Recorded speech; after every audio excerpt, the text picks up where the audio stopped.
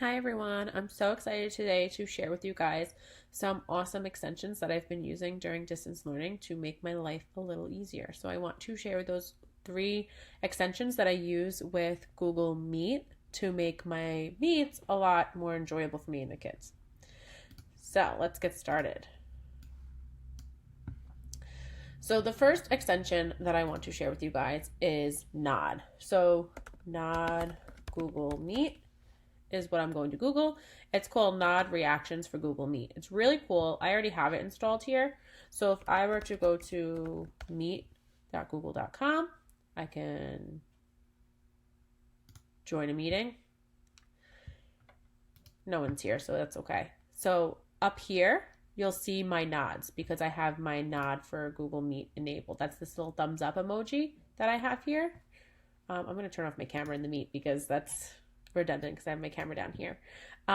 So to react, you just hover over, you can wave, and then down here in the bottom left-hand corner, you'll see my reaction. So this is great if you have kids. You have the little hand raising emoji. You can raise your hand.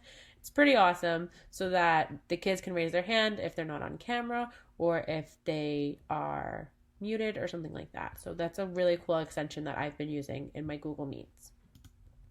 Another extension that I've been using that is really awesome is GridView for Meets.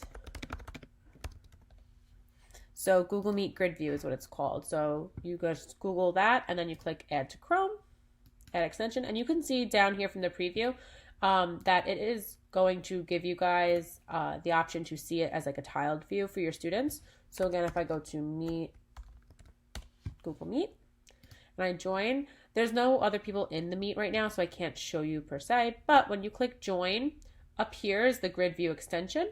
So then you would just click that and it will enable the GridView. So that means that you will be able to see the students tiled. So if you have more than 4 students, it's really great. You don't have to worry about any other settings. You could include yourself in the grid. You could enable GridView by default, highlight the speakers, basically all of the awesome things that you had in Zoom.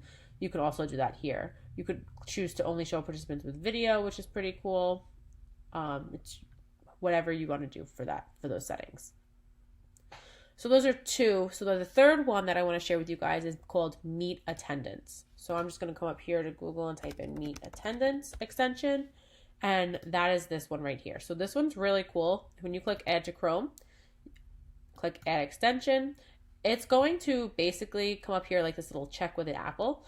You're going to be able to take attendance on Google Meets. So when you have all of your students on there, again, I'm going to go to meet.google.com.